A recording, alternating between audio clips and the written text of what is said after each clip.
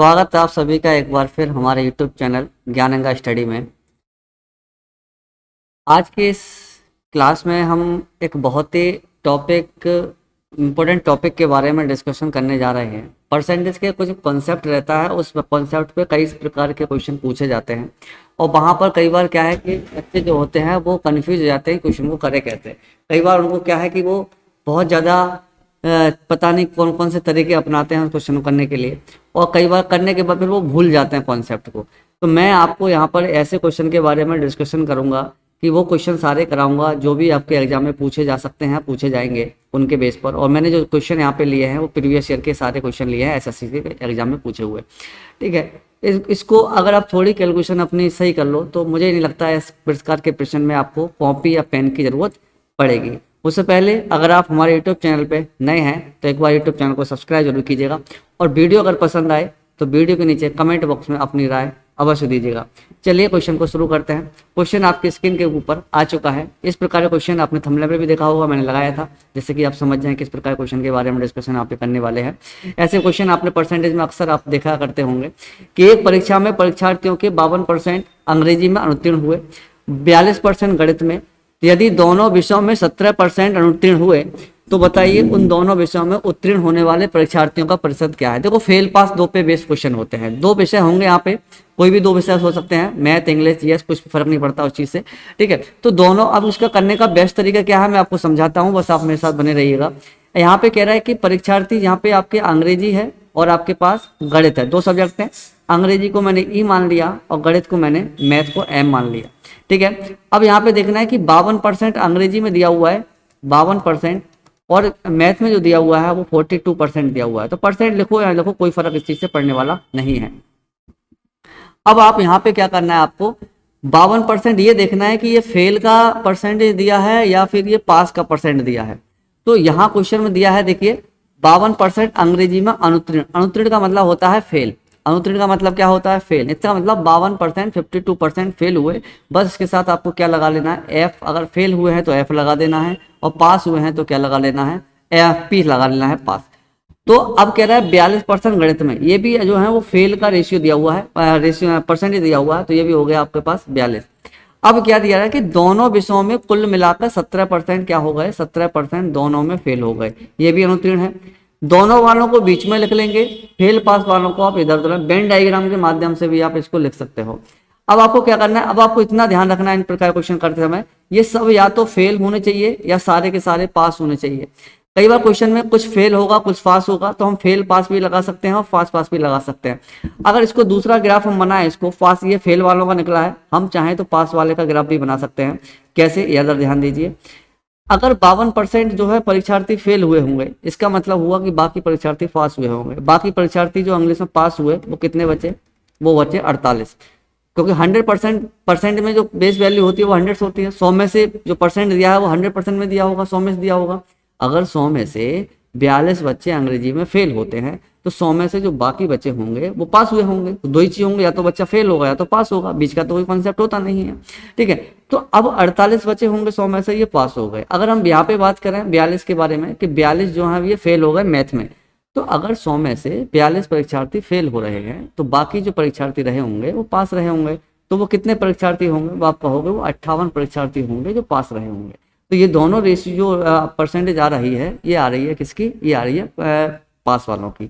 अब दोनों परसेंटेज पास वाले, तो बीच वाले भी क्या होनी चाहिए, बीच वाली भी पास की होनी चाहिए।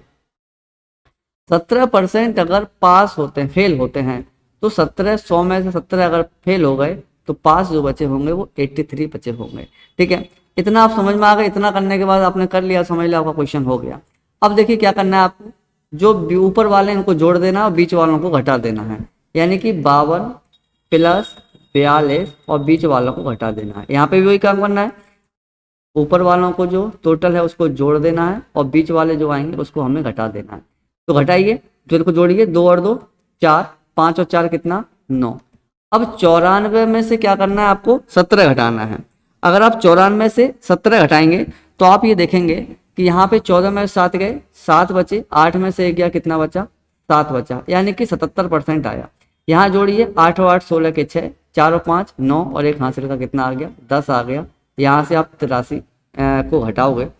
अब यहाँ पे आप एक चीज देखिए, 106 में से आप घटाने जा रहे हो 8 8 16, 4 5 9 और 1 10। 106 में से जोड़ा है आपने, उनको घटाया 83। अगर आपने 83 को घटाओगे तो आप देखोगे यहाँ पे 17, 17 और 6 कितने होते हैं, 17। यहाँ से इसको घटाओगे तो आपका आएगा आपका आंसर 3 और ये आ जाएगा आपका 23। ठीक है, अब ये जो 23 आया यहाँ पर और यहाँ पर कितना आया, यहाँ पर हम देखो एक ही प्रकार से करना है आपको, या तो इसको करना है या फेल वालों से करना है या फिर करना है पास वालों से। ठीक है, अब इसमें आप क्या देखोगे कि अगर आप इसको देखो तो यहाँ पे जो हमने निकाला था ये सबका पास फेल वाला बना था, तो हमारा जो आंसर आएगा वो भी फेल वाला आएगा। हम कह सकते हैं कि टोटल विद्यार्थी 77% फेल हुए थे। इसके हिसाब से हमने ये पास वाला निकाला है, तो हम यहाँ पे कह सकते हैं कि टोटल 23 अभ्यर्थी जो थे वो पास हो चुके थे। अब देखो किसी एक से हमें निकालना है, हमें पता है 77 अगर फेल हुए होंगे 100 में से, तो पास कितनी हुए होंगे, बाकी बचे 23 पास हुए होंगे। अब चाहे इससे फेल वाला निकाल लो पहले वाले से ना दूसरे, एक आपको करना है। ठीक है, आप समझ पा रहे होंगे। यहाँ पे क्या पूछा है, यहाँ पे उत्तीर्ण यानी पास वाला पूछा है, तो ये आया 77। अगर ये फेल है तो बाकी बचे होंगे क्या होंगे, पास, और ये पास है तो ये हमें निकालना है। तो आपको जो दिया हुआ जो आसान लगे, तरीका दोनों का सेम है, बस आपको ध्यान देना, आपको बदलना है। यहाँ बदलने की जरूरत पड़ी, यहाँ पे बदलने की जरूरत नहीं पड़ी। जब जरूरत नहीं पड़ रही बदलने की तो हम नहीं बदलेंगे, तो इस चीज़ का ध्यान रखें आप। ठीक है, नेक्स्ट क्वेश्चन की तरफ बढ़ते हैं। एक परीक्षार्थी 19% विद्यार्थी गणित में, 2 सब्जेक्ट है यहाँ पे, एक मैथ और दूसरा है आपका, 1 मिनट, उम्मीद करते हैं ये चीज़ आपको समझ में आ गई होगी। ठीक है, एक परीक्षा में 19% विद्यार्थी गणित में, मैथ और दूसरा सब्जेक्ट है इंग्लिश। यहाँ पे लिख लिया हमने मैथ, गणित में 19 और अंग्रेजी में 10। ये दोनों क्या है, अनुत्तीर्ण यानी फेल है, तो हमने 19 को भी आगे फेल कर दिया, इसको भी फेल कर दिया। और 7% दोनों विद्यार्थी अनुत्तीर्ण हो गए, 7 मतलब दोनों में फेल हो गए। अब हमें क्या करना है, हमें 2 की जरूरत ही नहीं है, तीनों फेल है, तो फेल है तो बदलने की जरूरत नहीं है। अगर एक फेल होता है एक पास होता तो हम 100 में से घटाकर उसको बदल देते। तो हम क्या करना है, इन दोनों को जोड़ देना है, 19 प्लस 10, और बीच वाले जो आएंगे उनको घटा देना है। 19 में से 10, 19 और 10 कितने होते हैं, 29। 29 में 7 गए, कितने बचे आपके पास, 22। और ये 22 क्या आया, क्योंकि हमने फेल वाला लिया है तो ये फेल वाला आया, तो हमें पता है कि 22% विद्यार्थी फेल हो गए, यानी कि अनुत्तीर्ण हो गए। पर हर क्वेश्चन में क्या पूछा है कि अनुत्तीर्ण नहीं पूछा, उत्तीर्ण पूछा है। अगर 22 फेल हुए होंगे 100 में से, तो जो बचे होंगे वो पास हुए होंगे। वो कितने बचे भाई, वो बचे आपके पास 78, यानी कि ऑप्शन कितना हो जाएगा, ऑप्शन हो जाएगा चौथा। ठीक है, उम्मीद कर रहे हैं ये चीज़ आपको समझ में आ रही हो।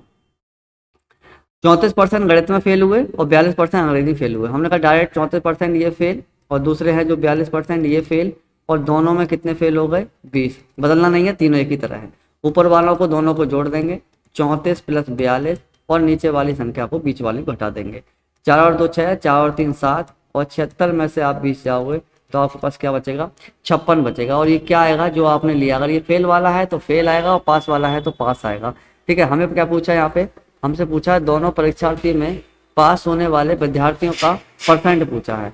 ठीक है, दो पास का मतलब है तो ये फेल आया है, 100 में से 56 अगर फेल हुए होंगे तो बाकी 44 जो बचे वो पास हुए होंगे, आंसर आ जाएगा 3। देखो 56 भी यहाँ पे दिया हुआ है, अगर थोड़ी सी आपने गलती कर दी तो आपका आंसर जो होगा गलत हो जाएगा। ठीक है, नेक्स्ट क्वेश्चन की तरफ बढ़ते हैं। नेक्स्ट क्वेश्चन कह रहा है 73% उम्मीदवार मात्रात्मक अभिरक्त क्षमता परीक्षण में उत्तीर्ण हुए, 70% सामान्य ज्ञान में और 64% दोनों में। तो हमने कहा यहाँ पे उत्तीर्ण यानी कि पास वालों का दिया हुआ है, ये 73% पास हुए, ये 70% पास हुए, और दोनों में कितने पास हुए, 60%। हमको क्या करना है, 73 प्लस 70 और माइनस वालों को 64, इसको घटा देना। तो इनको जोड़ने से अच्छा आप इसको घटा दो तो आसान रहेगा। 70 में से 64 गए, आप घटाओगे तो आपके पास 6 बचेगा, और 6 इसमें जोड़ दोगे, 73 प्लस 6 तो आपके पास हो जाएंगे 79। अब 79 ये क्या हो गए, ये हो गए हमारे पास पास। तो आपको पता है फेल कितने हुए होंगे, बाकी बच्चे फेल हुए होंगे। 100 में से अगर 79 79 जो है पास हो गए तो बाकी बच्चे, अभी आप कहोगे पास कैसे आया, देखो पास क्यों आया, क्योंकि जो हमारी परसेंटेज आई थी वो हमने पास वाली ली थी, तो आंसर भी पास वाला आएगा। 100 में से घटा दो तो फेल वाला आ जाएगा, अगर फेल वाली ली है तो 100 में से घटा दो तो पास वाला आ जाएगा। लेकिन क्वेश्चन कुछ और कह रहा है, क्वेश्चन में आगे भी जुड़ा हुआ है कि यदि 6300 उम्मीदवार दोनों विषयों में असफल हुए, परसेंटेज के बाद यहाँ पे संख्या भी दे रखी है। अब ये जो संख्या है 6300, ये क्या दे रखी है, ये दे रखी है दोनों विषयों में असफल होने वाले यानी कि फेल होने वाले परीक्षार्थियों की संख्या अंकों में। और हमारे पास परसेंट में अगर हम देखें फेल होने वाले कितने आए हैं तो आप कहोगे 21%। इसका मतलब है 21% की वैल्यू जो है वो कितनी दे रखी है, 6300 दे रखी है, 6300 दे रखी है, ये फेल है। और हमारे हिसाब से परसेंट में कितना फेल आया, 21% और इनके हिसाब से परसेंट कितना फेल आया तो 6300। 21 से काटोगे 21 तियाँ 63 यानी कि 300। 1% की जो वैल्यू आई वो 300 आ गई। हमें पता है टोटल जो विद्यार्थी बैठे होंगे वो 100 बैठे होंगे, तो यहाँ पे 100 एक की वैल्यू 300 तो 100 की वैल्यू कितनी हो जाएगी 30,000, यानी कि आंसर कौन सा हो जाएगा, आंसर हो जाएगा तीसरा। बाई चांस अगर ये क्वेश्चन जो है वो दिया होता कि पास वाले विद्यार्थियों की संख्या तो इसके बराबर ये 79 के बराबर होता। ठीक है, तो जो दिया है वो उसके बराबर आप रख लेंगे। नेक्स्ट क्वेश्चन की तरफ बात करते हैं। एक परीक्षा में 54% विद्यार्थी जो हैं वो क्या हुए, 54% विद्यार्थी जो हैं, कुछ छोटा कर लेते हैं तो 54% विद्यार्थी जो है वो फेल हुए, विज्ञान में सफल हुए सॉरी, और 42% गणित में असफल हुए। देखो यहाँ पे ये 54 ये है साइंस और ये है मैथ। साइंस में सफल यानी कि पास हुए कितने 54, तो ये पी आ गया। 42% फेल हुए तो यहाँ पे एफ आ गया। यदि दोनों विषयों में 32% विद्यार्थी फेल हुए तो 32 वाला बीच में। अब यहाँ पे आप देखोगे तीनों जगह पास पास और फेल फेल नहीं है, दो जगह यहाँ पे आप देखोगे तो फेल हैं और यहाँ पे देखोगे तो पास हैं। तो या तो तीनों को फेल बनाओ या तीनों को पास बनाओ। तो अब क्या कर सकते हैं आप, अगर फेल बनाओगे तो हम सिर्फ पास वालों को फेल बना लेंगे और पास बनाओगे तो इन दोनों को हमें फेल बनाना पास बनाना पड़ेगा। तो हम एक को बदल लेंगे तो आसान हो जाएगा। अगर ये बताइए साइंस में 54% विद्यार्थी पास हुए हैं, 54% विद्यार्थी पास हुए हैं तो फेल कितने हुए होंगे 46%, बाकी जो बच्चे फेल हुए होंगे। अब देखिए हम 100 में से घटाकर तीनों का एक तरफ निकाल लिया तो हमें पता है क्या करते हैं, दोनों को जोड़ते हैं और बीच वालों क्या करते हैं घटाते हैं। बीच वालों घटाओगे तो 10 बचेगा, 46 में 10 जोड़ोगे तो कितना आ जाएगा, ये आ जाएगा आपका पास 56। और ये क्या आएगा, ये आपने अगर तीनों को फेल लिया है तो फेल वाला परसेंट आएगा और आपने अगर पास दिया है तो ये आएगा आपका पास वाला परसेंट। तो अब यहाँ पर आपसे क्या पूछा है, यहाँ पे पूछा है दोनों विषयों में सफल यानी कि पास। अगर 56 पास हुए हैं तो फेल कितने हुए होंगे, बाकी बच्चे फेल हुए होंगे 100 में से, तो फेल कितने हुए 44%। उम्मीद करते हैं ये वीडियो क्लास आपको समझ में आई होगी और यहाँ पे आप जो है कुछ नया सीखे होंगे। अगर आपको कुछ समस्या है, कोई सॉल्यूशन आपको समझ में नहीं आया या किसी तरह की कोई दिक्कत है तो आप हमारे कमेंट बॉक्स में अपनी राय दे सकते हैं। वीडियो कैसी लगी तो इसको लाइक जरूर अपनी राय अवश्य दे दिएगा और वीडियो को हमारी लाइक ज़रूर